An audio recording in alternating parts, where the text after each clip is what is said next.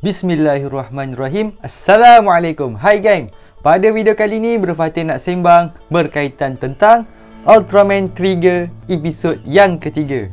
Tetapi sebelum tu, kepada sesiapa yang baru sampai, jangan lupa subscribe, like, komen dan share supaya channel ini boleh berkembang di masa akan datang, insya-Allah. Korang memang mantap Pak Bu, terbaik Makcik Kia.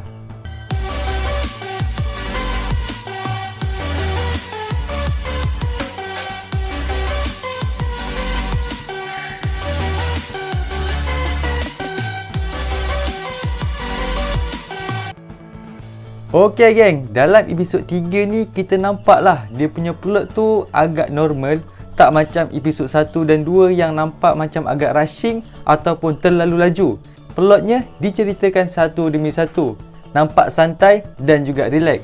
Dan setakat episod 3, dia dah diperkenalkan dengan 3 Dark Giant, iaitu Carmera, Dargon dan juga Hydram. So dengan kemunculan 3 Dark Giant, kita dah nampak dia punya perwatakan masing-masing.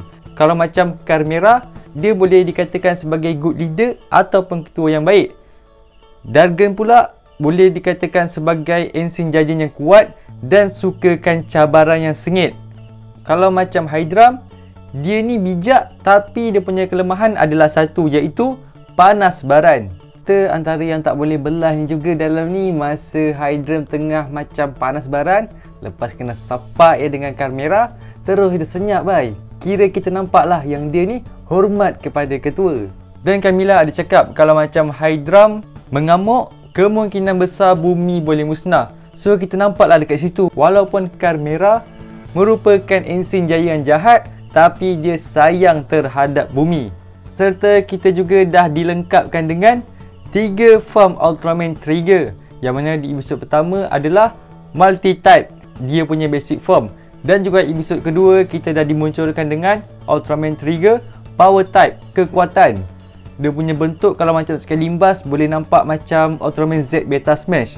Dan di episod yang ketiga, dengan kemunculan Ultraman Trigger Sky Type, dia punya bentuk Bro Fatih tengok lebih kurang macam Ultraman Fuma. Dengan kekuatan dia adalah kelajuan, tapi dengan adanya finisher anak panah dia, lebih kurang macam Nexus Junis. Nexus warna biru mempunyai kelajuan selain dia punya finisher adalah panah, tapi bentuk dia orang tak sama. Bro Fatih pun perasan daripada episod pertama, Kengo asyik dengan dia punya pokok yang bernama Relief tu. Kalau macam ikut teori Bro Fatih mungkin pokok tu pada masa akan datang akan menjadi ancaman yang besar terhadap Trigger ataupun sebaliknya, walaupun ianya adalah pokok. Dan persoalan mengenai siapakah Yuzare dan juga Yuna pun terjawab dalam episod 3, yang mana Yuna ni sebenarnya adalah human form kepada Yuzare. Kira macam Yuzare menumpang badan dalam Yuna. Antara yang menarik juga yang lain, macam kemunculan alien baru, iaitu yang bernama Ignis, yang memperkenalkan diri sebagai pencuri harta karun di seluruh galaksi. Dia punya ayat dan watak lebih kurang macam Kaito alias Kamen Rider The End, yang mana dia pun suka mencuri harta karun. Kita masuk opening Ultraman Trigger di episod yang ketiga. Masa ada Ignis, kita dinampakkan dekat situ ada Ultraman yang boleh dikatakan sebagai Dark Trigger. So adakah Kengo ataupun Ignis ni yang merupakan Dark Trigger? Trigger juga dalam episod 3, dia juga digelar sebagai ancaman bumi. Tapi macam mana sekalipun, walaupun dia digelar ancaman daripada pihak atasan, tetapi tim unit pertahanan tetap bekerjasama dengan Trigger untuk berlawan dengan Master. Lagi-lagi masa kemunculan Gozet, itulah dia sampai-sampai bumi je dia sebut kawan, tapi dia terus kena serang. Dan kita nampak battleship ataupun kapal perang daripada tim unit pertahanan yang dikenali sebagai Falcon. Boleh dikatakan dah semakin maju, sebab kalau macam kita tengok dia punya fight antara Falcon dan juga Gozet, seimbang tau. Kira macam kita nampak kapal tu boleh menyerang dan juga bertahan dengan baik serta mengelak daripada serangan yang dilakukan oleh monster tersebut.